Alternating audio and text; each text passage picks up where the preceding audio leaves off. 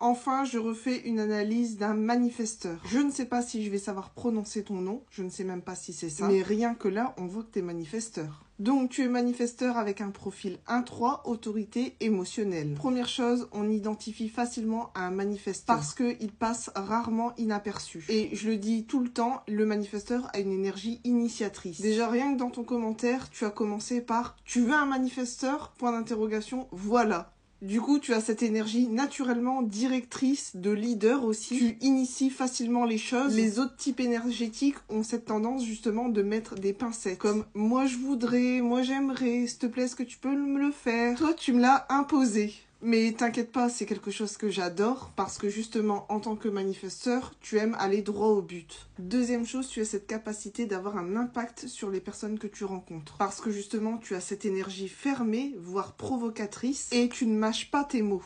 Étant donné que ton aura est dite repoussante, eh bien naturellement, elle fait le tri avec les personnes qui ne te conviennent pas. C'est comme ça, soit on t'aime pas. Ce que je peux te dire, en tant que manifesteur, tu es doté d'une grande créativité et une étonnante capacité d'innovation. Sache qu'en tant que manifesteur, tu n'as pas cette capacité de te rendre invisible. Ton aura rend extrêmement perceptible parce que tu as le don de mener. Étant donné que ton aura est fermée, on ne sait pas ce que tu penses. Donc ta stratégie est d'informer. Et comme je l'ai dit à plusieurs reprises, informer, c'est pas demander la permission. C'est justement pour éviter certaines frictions, notamment la colère. Je sais que tu sais de quelle colère je parle. Si on vient à entraver tes projets, tu vas basculer dans une colère noire. D'ailleurs, tu aimes la liberté et quelque part, tu sais que tu n'as aucune limite. Et ce qui fait de toi que tu détestes qu'on te dise quoi faire parce que tu sais très bien ce que tu as à faire. Étant donné que tu as le sacral non défini, tu n'as pas accès à l'énergie de façon constante et tu n'es pas fait pour travailler de manière conventionnelle. Donc n'oublie pas de prendre des temps de repos. Je sais que tu as un côté fonceur et n'oublie pas que tu es humain. Et surtout, ne te sous-estime pas et évite de t'auto-juger.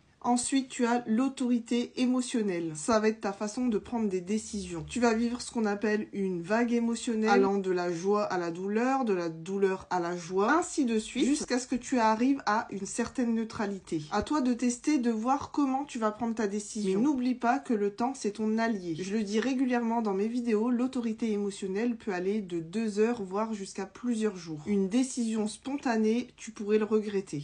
Ensuite, tu as un profil 1-3, c'est l'investigateur explorateur. En fait, tu as besoin d'investiguer, tu as besoin de faire tes recherches. Idéalement, toi, ce serait pas étonnant que tu plonges dans des études. Tu as besoin de comprendre un sujet en profondeur avant de l'expérimenter. Et enfin, en parler. Je dirais qu'avec ton profil 1-3, tu as cette force d'esprit critique. Tu ne prends pas les choses pour argent comptant parce que tu as peut-être cette tendance à tout remettre en question. Je dirais que tu es un philosophe né. Bien évidemment, si tu veux en savoir plus, n'hésite pas à écouter mon podcast sur le sujet et dis-moi ce que tu as pensé en commentaire de cette mini-lecture.